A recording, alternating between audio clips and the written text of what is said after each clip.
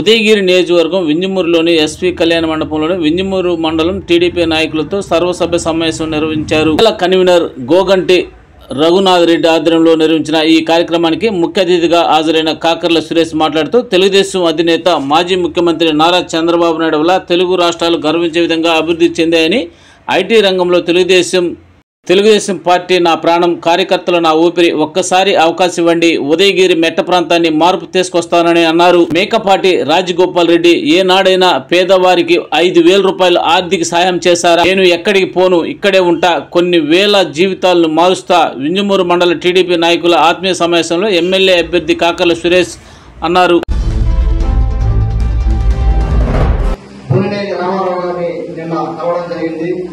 ఆయన ఆశీర్వాదం తీసుకోవడం జరిగింది. ఆయన గత 13 ఏళ్లుగా ఇక్కడ చేసిన అభివృద్ధి కానివ్వండి, ఇక్కడ పార్టీకి చేసిన సేవ కానివ్వండి, ఆయన అడుగుజాడల్లో నేను కంటిన్యూ చేసేదానికి నన్ను ఆశీర్వదించడం జరిగింది. వారికి ఇంకా పెద్ద పదవి ఉపాధ్యక్షులు అయ్యారు. తెలుగుదేశం పార్టీ జాతీయ ఉపాధ్యక్షులు అయ్యారు. సో ఇంకా పదోన్నతితోటే అన్న పైకి వెళ్ళి ఇంకా మన ఉదయగిరి నియోజకవర్గాన్ని మర్చిపోకుండా ఆయన ఇక్కడికి వచ్చి మనతో పాటు కూర్చుంటారని, మనకు దిశానిర్దేశం చేస్తారని నేను చెప్పడం జరిగింది. రామారావు గారు కూడా మన క్యాంపెయిన్ లో పాల్గొంటారు, వారు వస్తా ఉన్నారు. అలాగే మన మాజీ శాసనసభ్యులు ఖమ్మం విజయరామరెడ్డి గారు, అలాగే ప్రస్తుత శాసనసభ్యులు మేకపాటి చంద్రశేఖర్ రెడ్డి గారు 4 తూర్లు ఎమ్మెల్యేగా చేస్తున్నారు. అలాగే మన జడ్పీ చైర్మన్, మాజీ జడ్పీ చైర్మన్ చంద్రబాబు నాయుడు గారు, అలాగే మన పక్క నియోజకవర్గం కావ్య కృష్ణారెడ్డి గారు, వారు జగదేవితో మండలంలో వారికి జగదేవి మండలం నాకు సోదర సమానులు, వారితో చాలాసార్లు కలవడం జరిగింది. వారి బ్లెస్సింగ్స్ నాకు స్పష్టంగా ఉన్నాయి. కావ్య కృష్ణారెడ్డి గారు క్లియర్ గా చెప్పారు, మనకు జనదంగలో ఆయన చేసే సహాయం ఆయన చేస్తానని చెప్పి. అలాగే ఇంతమంది పెద్దలు ఆశీర్వదిస్తూ నాకు దైవంతో సమానమైన తెలుగుదేశం పార్టీ అధ్యక్షులు నారా చంద్రబాబు నాయుడు గారు, మా యువ నేత లోకేష్ బాబు గారు, అలాగే అధ్యక్షులు అచ్చెన్నాయుడు గారు, జనసేన అధ్యక్షులు పవన్ కళ్యాణ్ గారు ఈ అవకాశాన్ని ఇచ్చినందుకు నా నమ్మకాన్ని రద్దు చేయడానికి మరొకసారి సరిగ్గా తెలియజేసుకుంటున్నాను. అలాగే ఇది తెలుగుదేశం పార్టీ కుటుంబం మీటింగ్ కాబట్టి నాకు తెలిసి మొదటి గారు మీరు బీజేపీ జనసేన వాళ్ళు పిలుచుకోవచ్చు, మన తెలుగుదేశం పార్టీ కుటుంబం అని ఇచ్చారా? సో వారు కూడా మనతో కలిసి రావడం జరుగుతుంది. నేను చాలా మంది జనసేన పార్టీ మండల అధ్యక్షులు కలవడం జరిగింది, పార్టీ నాయకత్వాలు కూడా కలవడం జరిగింది. మళ్ళీ మనకు బీజేపీ కూడా వాళ్ళు మనకు హెల్ప్ చేస్తారు, వాళ్ళ ముందుకు రావడం జరిగింది. ఈ 3 పార్టీల నాయకుగా ఎంత అవసరం ఇప్పుడున్న పరిస్థితుల్లో. రేపు పొద్దున మన బాబు గారిని ముఖ్యమంత్రి చేశాక ఆయన ముందు అప్పుల ఆంధ్రప్రదేశ్ ఏర్పడుతుంది, విపరీతమైన అప్పులు ఏర్పడతాయి. దానికి రాబోయేది బీజేపీ గవర్నమెంట్ అని నమ్మకం కలిగింది ప్రజల్లో. ఆ రకంగా సంకేతాలు వస్తా ఉన్నాయి. అందుకని మనం బీజేపీ గవర్నమెంట్ తో వెళ్ళాలని వాళ్ళు ఆ నిర్ణయం తీసుకోవడం జరిగింది. సో 3 పార్టీలు క్యాడర్ ని, 3 పార్టీలు మండల అధ్యక్షుల్ని అందరినీ కలుపుకొని మనం ఈ ఎలక్షన్ చేయాల్సిన అవసరం ఉంది. అలాగే నా గురించి నేను చెప్పుకుంటే, నేను గత 2 సంవత్సరాల క్రితం ఇక్కడ రావడం జరిగింది. మొదట వచ్చినప్పుడు నేను ఒక 3-4 నెలలు నన్ను నేను టెస్ట్ చేసుకోవడం జరిగింది. అసలు నేను ఉండగలను ఇక్కడ, ఈ వేడికి కానీ ఇక్కడ ఉన్న పరిస్థితులకు కానీ ఇవన్నీ చూసి ఇప్పుడు 2 ప్రాజెక్టులు మీరు తీసుకుంటే ఎన్టీఆర్ సంజీవని ఆరోగ్యరథం, అన్నా క్యాంటీన్, అది తెలుగుదేశం పార్టీ కార్యక్రమాలు.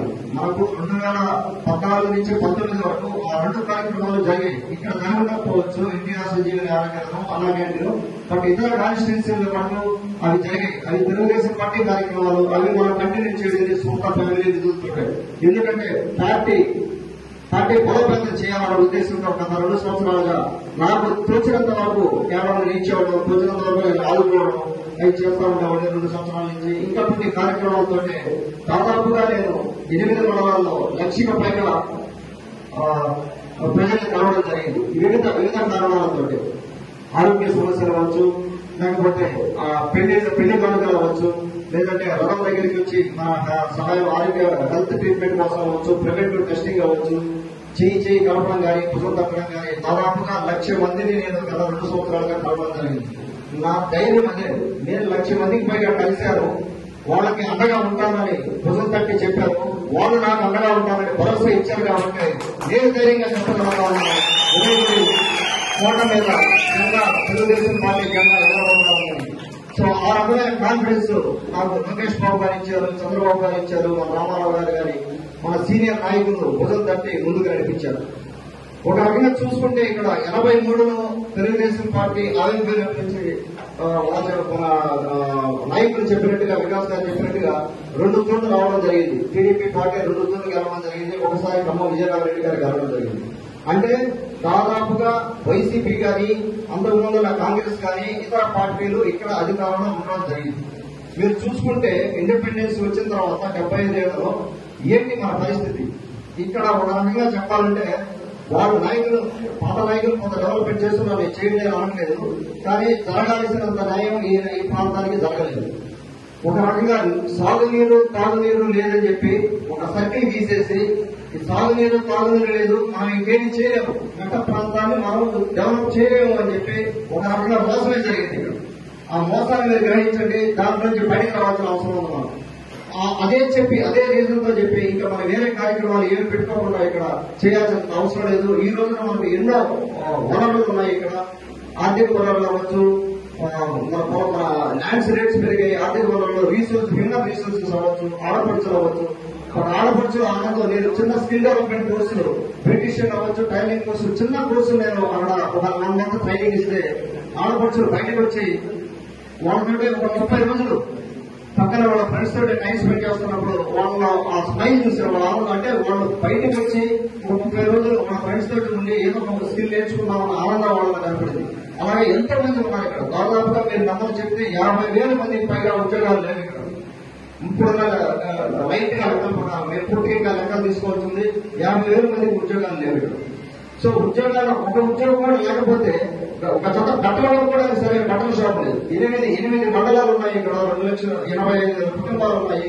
ఇంతమంది మీరు అనుకుంటారు 2 సామాజిక వర్గాలు బాగా బలమైనవి.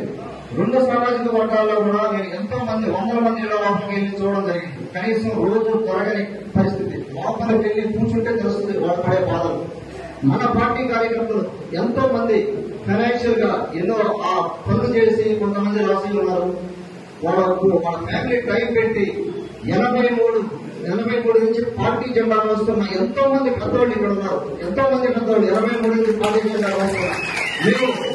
మేమందరం ఇక్కడ నిల్చొని అందరం కూర్చొని మాట్లాడుతున్నామంటే తాత మీరు మోసిన జెండా 83 నుంచి మీరు మోసిన జెండా, మీకనే గౌరవం నేను తీసుకొస్తాను, మిమ్మల్ని ముందు వరుసలో నేను నిలబెడతాను. ఎవరైనా సరే 83 నుంచి పార్టీ కోసం పార్టీ పరంగా మొదటి సంవత్సరంలో ఎవరైతే ఫైనాన్షియల్ గా ఇబ్బందులు పడతా ఉన్నారో అందరినీ అడ్రస్ చేయడం జరుగుతుంది. లోకేష్ బాబు గారు ఇచ్చిన ధైర్యంలోనే చెప్తా ఉన్నాను నేను అన్నమాట. అందరినీ క్యాడర్ అందరినీ కూర్చోబెట్టుకొని ఎవరు ఫైనాన్షియల్ ఇబ్బంది పడ్డారు, ఏం చేశారు అన్ని కూర్చోబెట్టుకుని సమస్యలు ఒక 1 year ఎంత పెద్ద మనం రిజాల్వ్ చేసేదానికి ట్రై చేస్తున్నాము. నేను మీకు అండగాడుతాను ఆ విషయంలో. తర్వాత మీరు రాజకీయాలు చూసుకుంటే ఇప్పుడు మేకపాటి చంద్రశేఖర్ రెడ్డి గారు మీకు క్లియర్ గా తెలుసు.